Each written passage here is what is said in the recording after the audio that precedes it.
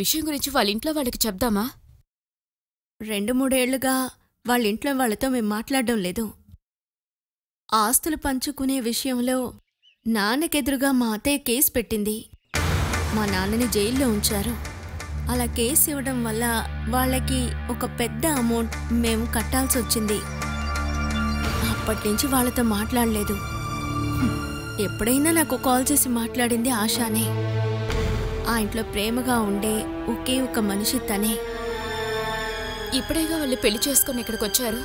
ఇప్పుడే విషయం చెప్పి తనకి అర్థమయ్యేలా చేశామంటే తన జీవితాన్నైనా కాపాడొచ్చు. మనం ఇప్పుడు ఎంత చెప్పినా తనిప్పుడొచ్చింది ఒక పాతాళమని, ఇక్కడున్న వాళ్ళంతా అసురులని తనకర్థం కాదు. తనని బ్రెయిన్ వాష్ చేసే సుమేష్ ఇక్కడికి తీసుకొచ్చుంటాడు. తను ఇలా అనుభవించి తెలుసుకునే లోపే మనకు పట్టిన పరిస్థితి పడుతుంది. ఇక తప్పించుకునే లేదు తను. ఇప్పుడు మనం తనని ఎలా కాపాడాలక్కా? ఇక్కడ జరిగేదంతా కూడా తనతో చెప్పాలి. తప్పించుకోవడానికి దారి తనే వెతుక్కుంటుందిలే. ఒకవేళ అది చేయలేకపోయినా సరే దానికి తగ్గట్టు తను నడుచుకుంటుంది కదా. తను మనలాంటి ఒక అమ్మాయే కదా. ఏదో ఒకరోజు మీరెందుకని నాకు ముందే ఈ విషయం చెప్పలేదని అడిగితే మనం ఏం చెప్తాం చెప్పు? అందుకని అన్ని విషయాలు తను తెలుసుకోవాలి.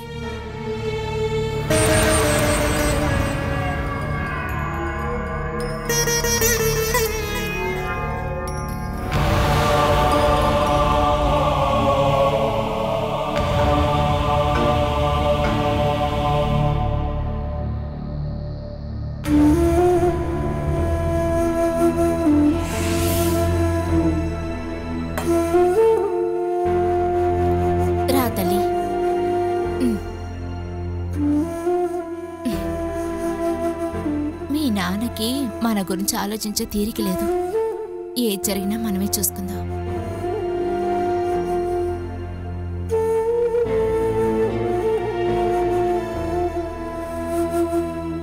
రా పడుకో.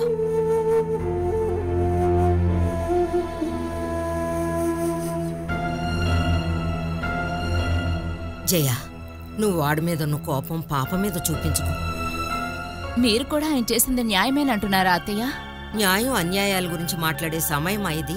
చిన్న సమస్యని నువ్వు చాలా పెద్ద సమస్యను చేస్తున్నావు జయ. పాపకి ఏదన్నా ప్రమాదం జరిగిన తర్వాత ఇద్దరూ కూర్చుని ఏడిస్తే ఏంటి ప్రయోజనం? నువ్వు రెడీ అవ్వు, నేను రోడ్డు మీదకెళ్ళి ఆటో పిలుచుకొస్తాను. పాపకి జ్వరం ఎక్కువగా ఉంటే మీ ఇద్దరు పట్టుదలలో వదులుకోరా?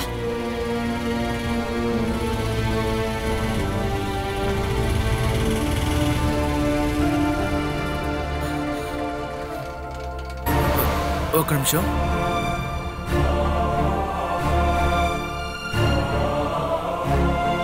నువ్వు ఆఫీస్కి వెళ్ళలేదా? సొంత కూతురే కదే, నా పైన కోపం చూపించడానికి ఇదే కావాలా నీకు? నువ్వు తల్లివా? సొంత కూతురునే ఎట్లా చేస్తున్నావు? ఏమండి, నేను కూడా వస్తాను. ఎందుకు? ఇప్పుడు దాకా చూపించిన ప్రేమ ఆప్యాయత ఇక అక్కర్లేదు. ఏమండి, నేను చెప్పేది వినండి, నేను కూడా వస్తాను. ఏదో కోపంలో అలా మాట్లాడేశాను. ఎన్నిసార్లు ఇదే కదా చెప్తున్నావు, కోపంగా ఉన్నాను, బాధలో ఉన్నానని. అది జ్వరంతో ఉన్న ఈ పాప దగ్గర చూపిస్తావా? హాస్పిటల్కే కదా, తను కూడా వస్తుంది బాబు. నాకు ఎవరి సహాయం అక్కర్లేదు. నా కూతురు విషయం చూసుకోవడం నాకు తెలుసు. ఎంత ఇష్టమని చెప్పినా కూడా, కలిసి చనిపోవడానికి రెడీ అయినా కూడా, ఒక గొడవ వస్తే అదంతా నాశనం అయిపోతుంది. అప్పుడు దాకా ప్రాణాలతో ఉన్న మొగుడు శత్రు అయిపోయాడు. కూతురు భర్తను ఎదిరించడానికి ఒక ఎర. ఇప్పుడు అర్థమైంది ఇదే నీ మనసని. మనో, నేను వస్తాను. వద్దు, ఒకవేళ అక్కడికి వెళ్ళి నా కూతురికి ఏమైనా అయినా కూడా నేను చెప్తాను. కానీ ఇది మాత్రం రాకూడదు. అన్న వెళ్దాం పదండి.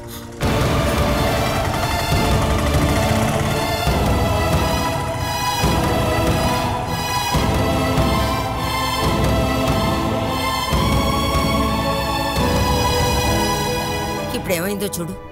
నేనెప్పటినుంచో చెప్తున్నాను హాస్పిటల్కి వెళ్దామని. పిల్లలకి ఏమన్నా జరుగుతుందేమోనని భయపడేది తల్లులు మాత్రమే. ఇప్పుడు చూసావుగా, విలవిల్లాడుతూ పరుగెత్తుకు రావడం. తన ముందు తల్లి స్థానంలో ఉన్న నువ్వు చీమ కంటే చిన్నదానివయ్యావు.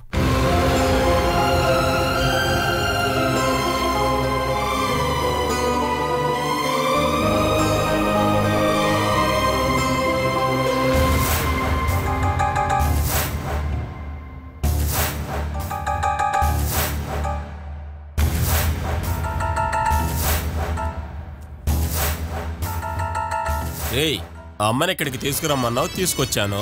ఇప్పుడు చెప్పు, ఏంట్రా సమస్య? అది వచ్చిరాగానే గొడవ మొదలెట్టిందా? ఏమైందిరా? బాల మావయ్య వాళ్ళ అమ్మాయే ఆశ. ఏమిటి? వాళ్ళు బంధువులట. బాల వాళ్ళ నాన్న జయచంద్రన్ చెల్లెలి కూతురే ఈ ఆశ. ఇవన్నీ తెలియకుండానే దాన్ని పెళ్లి చేసుకున్నావా నువ్వు? ప్రేమ గుడ్డిదని ఇప్పుడే నాకు అర్థమైంది. ఆ ఒక్కదాంతోనే వేగలేక చస్తున్నాను, దానికి తోడు ఇదొకటి. ఒరే, ఎంత త్వరగా వీలైతే అంత త్వరగా దాన్ని పంపు. అవునరా, వాళ్ళిద్దరూ ఒకే చోట కలిసి ఉన్నారంటే మనకే ప్రమాదం. తర్వాత నా భార్య మనకు ఆపద రావాలని ఎవరితోనైనా చేతులు కలుపుతుంది. ఒరే, ఇది ప్రమాదం రా. ఒరే సుభేష్, ఇప్పుడు ఇది ఎవరికి తెలియదురా. దీన్ని శాశ్వతంగా వదిలేస్తే నీకే మంచిదిరా. నువ్వు అసలు ఏం మాట్లాడుతున్నావమ్మా? చట్ట ప్రకారం మేము వివాహాన్ని రిజిస్టర్ చేసుకున్నాం. అందులో ఒక సాక్షినే కదా నేను. అమ్మా కొట్టదు, ఒక మంచి విషయం కదా అని సంతకం చేశాను. మంచి విషయం. అది అణిగిమణిగి ఉంటుందని అనిపిస్తుందా? ఆశ బాల ఒకటిగా కలిస్తేనేగా సమస్య. వాళ్ళిద్దరూ కలవకుండా నేను చూసుకుంటానులే. అందుకు నువ్వు చెప్పినట్టు అది వినేట్టుగా ఉండాలి. నిన్ను చూసి అది భయపడాలి. నిన్నెదిరిస్తే దాని తోలు తీస్తావని దానికి అర్థమైనా చెయ్యి. అదంతా జరగదు. నీ మిగతా కోడళ్ళలాగా పేదింటి కుటుంబం నుంచి రాలేస్తాను. వాళ్ళ నాన్నకి 2 ఫైనాన్స్ బ్యాంకులే ఉన్నాయి. అది మాత్రమే కాకుండా బిల్డింగ్స్, స్థలాలని కోట్ల కొద్ది ఆస్తి. నేనిక్కడ దాన్ని ఇబ్బంది పెట్టాననుకో, తను ఇక్కడి నుంచి వెళ్ళిపోతుంది. తన కూతురు ఏడుస్తూ వచ్చిందనుకో, పాతబన్ని మర్చిపోయి వాళ్ళ నాన్న ఒప్పుకుంటాడు. తర్వాత నేనెంత కష్టపడింది వేస్ట్. అందుకే నాకు ఇష్టం లేదు. మరేంట్రా నీ ప్లాను? వాళ్ళ నాన్నగారి ఆస్తి నాకొచ్చేంత వరకు తనకెలాంటి ఇబ్బంది రాకూడదు. తన కళ్ళ ముందు లోకంలోనే అతిపెద్ద గొప్ప భర్తగా నేను జీవించాను. లేదా నా నుంచి ఆశను విడిపించాలని బాల ప్రయత్నిస్తే వేణు అన్న తిరిగి వచ్చేటప్పటికి బాల ఉండదు. ఎవ్వరికీ కనిపించని చోటికి బాల వెళ్ళిపోతుంది.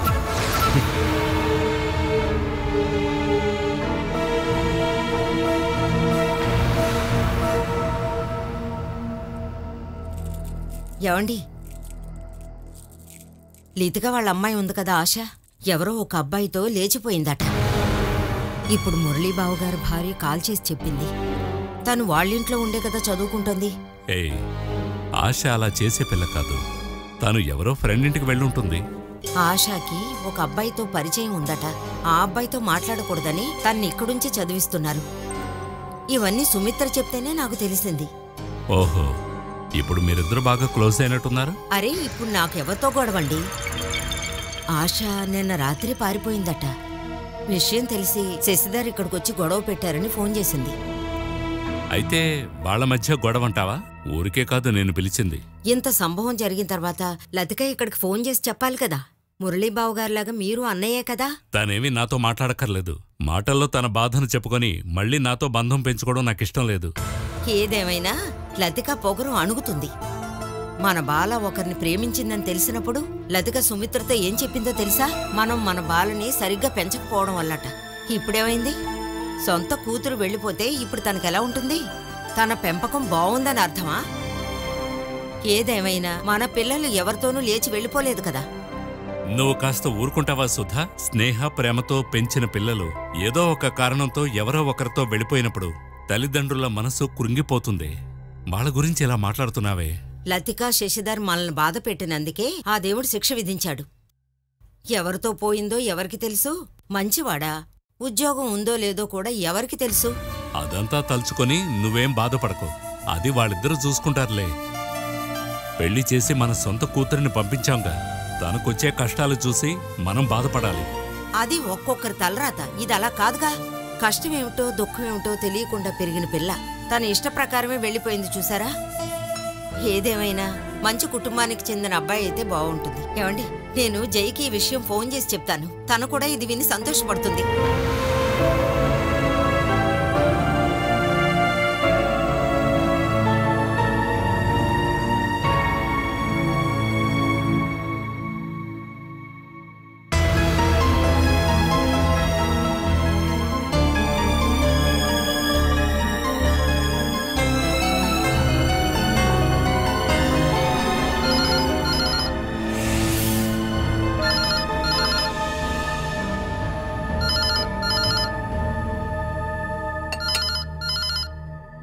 జయా ఫోన్ తీ. ఆయన అయి ఉంటారు. నా మాట వింటే ఫోన్ పెట్టేస్తారు. మీరే తీయండి అత్తయ్య. ఏ హాస్పిటల్ అని అడగండి. హలో, శ్రీదేవి వదిన గారా? అవును, నేను సుధాలక్ష్మిని. ఏంటి సుధాలక్ష్మి, జయ లేదా అక్కడ? ఇక్కడే ఉంది, ఇస్తాను. వాళ్ళు గొడవ పడ్డం మానేశారా? అది నేరుగా నువ్వే అడుగు. మీ అమ్మ. ఏంటమ్మా? ఒక మంచి విషయం చెప్పడానికే ఫోన్ చేశాను. మీ అత్తుంది కదా, మీ నాన్నగారికి తప్పుడు లెక్కలతో ఒక చెక్కు చూపించి లక్షలు తీసుకెళ్ళిందే లతిక. వాళ్ళ అమ్మాయి గారాల పట్టి ఆశ ఉంది కదా, అది ఎవరితోనూ లేచిపోయిందట. అమ్మా ఇప్పుడు ఫోన్ పెట్టేయ్. ఇప్పుడు అవన్నీ వినే స్థితిలో నేను లేనమ్మా. ఏమైందమ్మా? మనోజ్ మళ్ళీ నీతో గొడవ పడ్డా? అమ్మా దయచేసి ఫోన్ పెట్టేయ్, తర్వాత మాట్లాడతాను. అత్త ఎలాగైనా నాశనం అయిపోవాలని చెప్పించు నువ్వు. విషయం విని సంతోషం కలగట్లేదా నీకు? అంతకంటే పెద్ద సమస్య నా నెత్తి మీదకి వచ్చి పడింది. నువ్వు ఫోన్ పెట్టేయమ్మా.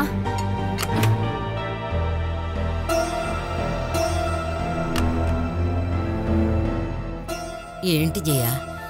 మా మేనత్త కూతురు ఎవరితోనో లేచిపోయిందట. ఈ కాలం పిల్లలకి బుద్ధి జ్ఞానం ఉండడం లేదు. ఎవడో ఒకడు ప్రేమ చూపిస్తే చాలు వాడితో పారిపోవడం, ఇవే జరుగుతున్నాయి. అదంతా నాకు అనవసరం. ఆయనకు ఒక కాల్ చేయండి అత్తయ్య. ఎన్నిసార్లు ఫోన్ చేశాను, ఫోన్ తీస్తేగా. నాకు చాలా కంగారుగా ఉంది. నువ్వేగా చెడగొట్టుకున్నావు. ఏదేమైనా వాళ్ళ నాన్నతోనే కదా పాప వెళ్ళింది. డాక్టర్కి చూపించి అడ్మిట్ అవ్వాల్సిన అవసరం లేకపోతే తీసుకొస్తాడు. అత్తయ్య ఇంకొక్కసారి చేసి చూడరా.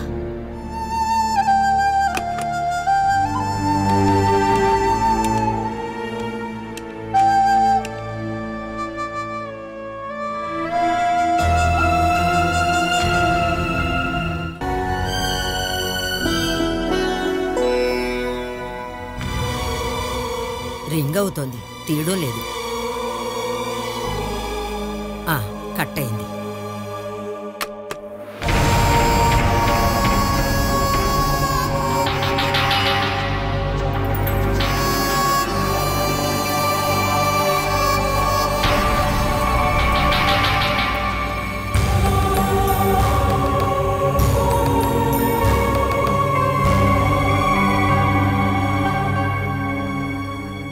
చెప్పిందంతా నేను విన్నాను, కానీ అవన్నీ మిమ్మల్ని కష్టపెట్టింది. మీరు మీ హస్బెండ్ దగ్గర అనుభవించిన కష్టాలే ఇవన్నీ. అదంతా నా జీవితంలో జరగాల? ఒక నిమిషానికి ముందు నువ్వు తప్పించుకుంటే బాగుంటుందని ఈ విషయం నీతో చెప్పాను. నీతో ఈ విషయం చెప్పానని తెలిస్తే అత్తయ్య మా ఆయన ఇద్దరు కలిసి నన్ను ఇష్టాన్ని కొడతారు. ఆలోచిస్తే మనం కలిసి 1 గంట అవుతుంది, కానీ నా హస్బెండ్ గురించి 1 సంవత్సరంగా తెలుసు. నేనింటికి ఎవరిని నమ్మాలి? తను నీ ప్రేమని నమ్మకాన్ని గెలుచుకోవడానికి తను ఎలాగైనా నటిస్తాడు. నేను ఓపెన్ గా చెప్తున్నాను, నువ్వు పెద్ద వలలో ఇరుక్కుపోయావు.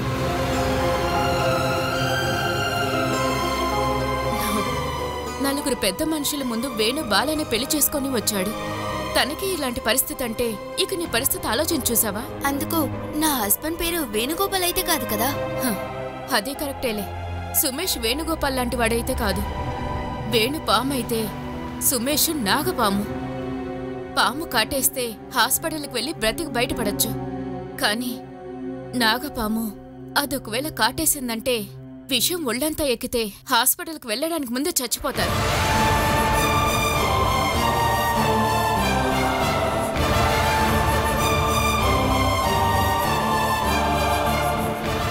నేను చివరిగా ఒక మాట చెప్తాను. ఇది మనుషులు జీవించే ఇల్లే కాదు. ఇక్కడే జీవించాలనుకుంటే బాల అనుభవించిన ఘోరమైన కష్టాలే నువ్వు అనుభవించాల్సి వస్తుంది. నేను ప్రేమించిన వారితో జీవించడానికి వచ్చాను. ఇంకా ఎవరో ఏమన్నా కూడా నేను తిరిగి వెళ్ళను. అలాగే ఇంకొక విషయం, ప్రశాంతంగా నేను ఇక్కడ జీవించలేకపోతే వెళ్ళిపోతాను. కానీ నా తోడు నా హస్బెండ్ కూడా వస్తారు.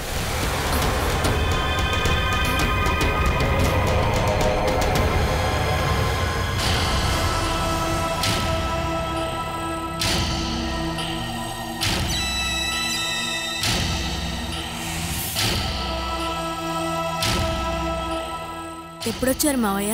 ఇప్పుడే వస్తున్నానమ్మా. ఇక్కడ ఒక పెళ్లి జరిగిన విషయం తెలుసుగా? అన్నీ తెలుసమ్మా. ఈ ఇంట్లో సతీష్ గాడి పెళ్లి మాత్రమే నేను మనస్ఫూర్తిగా ఆశీర్వదించి జరిగిన పెళ్ళమ్మ. వేణుగాడి గుణం నాకు తెలిసినందువల్ల, వాడి కట్టపోయే తాళి వల్ల ఒక ఆడపిల్ల జీవితం నాశనం అవ్వకూడదని నేను ప్రార్థించానమ్మా. అదేవిధంగా సుమేష్ కూడా దండం పెట్టుకున్నాను. కానీ వాడి వలలో ఒక ఆడపిల్ల పడింది. ఇంకా ఇంకొక ఆడపిల్ల ఏడవటం నేను చూడాలనుకున్నాను. ఇవన్నీ అలవాటైపోయింది కదా. ఇటువంటివన్నీ చూసి నేను బాధపడకుండా ఉండటానికి నా మనసు బండరాయ అయితే బాగుంటుందనుకుంటానమ్మా. అమ్మా కొడుకులు కలిసి ఏదో పెద్ద ప్లానే వేస్తున్నారు. నేను చూశాను. కొత్తగా వచ్చిన ఆ పిల్లని ఎలా బాధ పెట్టాలో వాళ్ళు ఆలోచిస్తున్నారనుకుంటా. అటువంటిది ఏదైనా జరిగేలోపు వాళ్ళ ఇంట్లోంచి ఎవరైనా వచ్చి ఆ పిల్లని కాపాడితే బాగుంటుంది.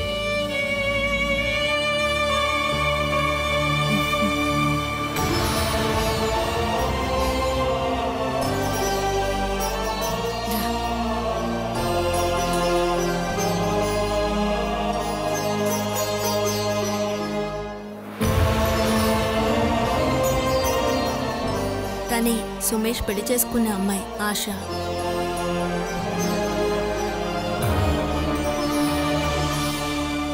సుమేష్ వాళ్ళ నాన్న. వద్దమ్మా, నువ్వు నా కాళ్ళ మీద పడేటప్పుడు నువ్వు నా కొడుకు భార్యగా ఈ ఇంట్లో సంతోషంగా ఉండమని చెప్పి ఆశీర్వాదం చేయటం నా వల్ల కాదు.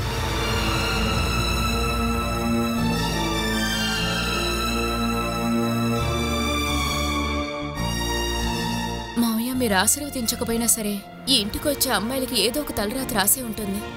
దాని ప్రకారమే జరుగుతుంది. మొట్టమొదటిసారి చూస్తున్నాను నేను ఈ అమ్మాయిని. ఈ అమ్మాయి చూపించే మర్యాదను కూడా నా కొడుకు నాకు చూపించడు. నా అనుగ్రహం నీకు అక్కర్లేదు, ఆశీర్వాదం కూడా నేను చేయను. కానీ వాడు నాకు చెప్పకుండా ఉన్నాడు కదా. వాడికి జన్మనిచ్చిన తండ్రినే కదమ్మా నేను. నీ భర్తకి తండ్రిని నేను. నా అభిప్రాయం ఏంటో నీకు బాగా అర్థమైందిగా.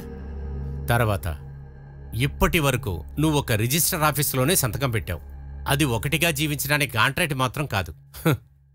నువ్వు ఇప్పుడు అనుకున్నా కూడా వెళ్ళిపో.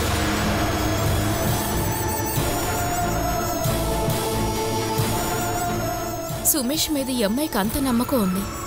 అతన్ని మార్చుకోగలన్న నమ్మకం ఉంది తనకి. అవన్నీ జరగవు ఆశ. ఇప్పుడు నువ్వు ఇక్కడి నుంచి తప్పించుకోవాలా? గట్టిగా అరిచి మనుషుల్ని పిలిచైనా నేను ఇక్కడి నుంచి పంపించేస్తాను. నేనింక తిరిగి వెళ్ళలేను బాలక్క. నాన్న నన్ను చంపేస్తారు. నువ్విక్కడే ఉంటే నేను ఇంచుగా చంపుతారే. ఒకరిని మనసారా ప్రేమించి నేను విడిపోలేనాక. ఏదైనా తట్టుకునే మనసుతోనే నేను ఇక్కడికి వచ్చాను.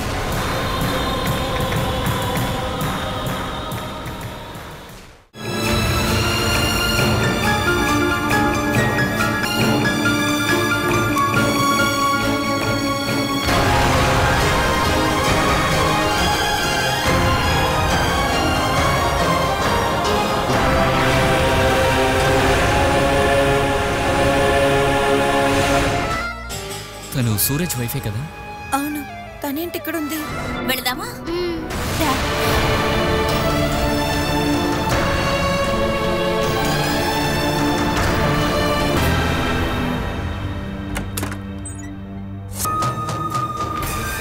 ఏంటి, ఎవరికోసం చూస్తున్నారు? అది నా ఫ్రెండ్ ఇక్కడే అడ్మిట్ అయ్యారు. ఈ రూమ్ లో ఉన్నారా అని చూశాను. మీ ఫ్రెండ్ పేరేంటి? బాలసుధా. ఈ రూమ్లో ఒక చిన్న బాబుని అడ్మిట్ చేశారు. అయితే తోడుగా ఉన్నదెవరు? ఆ బాబు వాళ్ళ అమ్మ.